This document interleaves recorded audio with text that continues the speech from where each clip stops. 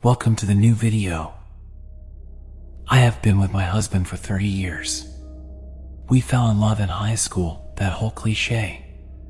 We live in a small town in Illinois, no kids, but 3 cats. For the past week or so, he has been acting strange. And at first, I was really worried. I thought he didn't love me anymore. It started with him not talking to me as much. Usually he tells me everything. We are best friends. I thought maybe he just wasn't feeling well, that work was stressing him out. Then he was saying things that weren't right. Saying his boss, Jess at work, was getting married. But his boss name is Kevin and he's an old guy, about 85, and widowed. But maybe Kevin retired and this Jess took over and he forgot to tell me. It was just overall giving me a bad feeling. And I couldn't really explain it. Until today. I'm writing this as an example. To tell people that what the government is saying is true.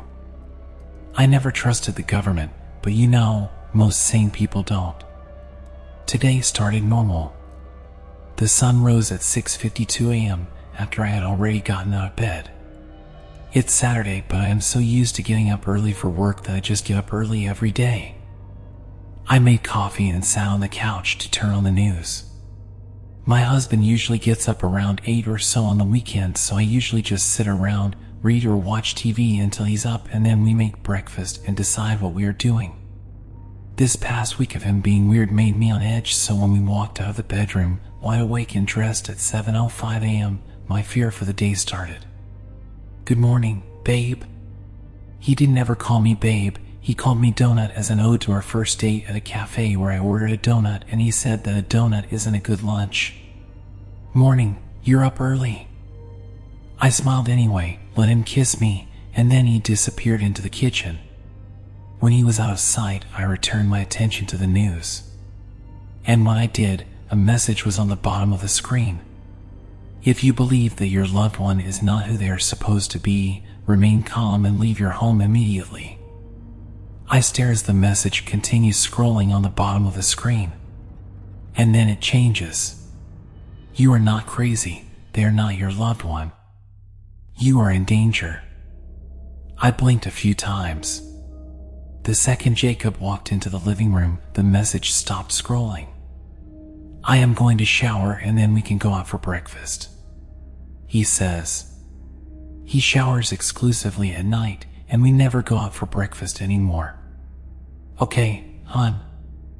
I smile, cupping my mug in my hands. When he turns the corner, my eyes snap back to the screen. "Leave your home immediately and find the officer at the end of the street. We know who they are." This has to be some kind of practical joke. Is it April 1st? The government will remove the machine in place of your loved one. We are working on finding your family. Okay. At that point I was scared. Either it was a joke or I was in danger. And I didn't want to find out the hard way. So, in my bathrobe and slippers, I turned the TV off and set my half cup of coffee down. The shower was still running. But when I stood and made my way to the front door, it stopped. Not even 2 minutes after it turned on. I stopped 2 steps from the door. When I turned around, Jacob was right there. I jumped. He had a very over-exaggerated, worried look on his face, almost unnatural. "You startled me," I laughed, my heart racing. "Is this my husband?"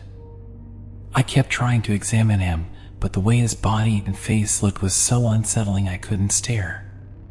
"Where were you going?" he asks, monotone. "Nowhere. I thought I heard someone on the porch." God, I'm glad I can think fast, because he believed it. "Oh, is there someone out there?" The next 3 moments, I realized that it wasn't a joke.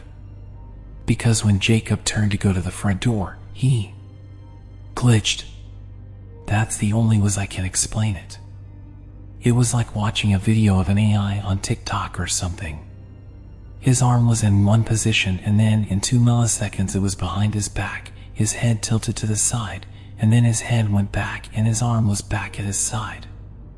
And then he was normally walking to the door. My heart was racing. I needed to get out. That was a quick shower, I said, swallowing hard. Yeah, I was sweating last night, wanted to rinse off. That's a lie. He is a cold sleeper, and last night it was freezing in the bedroom. I still don't know how I got out. After all the small talk, I think that thing realized that I knew, and I think it tried to kill me. All I know is I didn't drink the smoothie and I got out. Now I am sitting with hundreds or thousands of other people in our town's mall. Everyone is quiet. Everyone had a traumatizing experience. All they have told us so far is it was a failed experiment the government was working on that gained its own intelligence and has been multiplying, replacing our loved ones. It's not just our town. It's the whole country. If you are reading this and you think your loved one is not actually your spouse, kid, or friend, leave immediately. Find the officer. Get to safety. This is not a joke. They told us that the death count in just this first week is over 1 million. These things are unbelievably smart. Please, listen. Get out. Get out right now.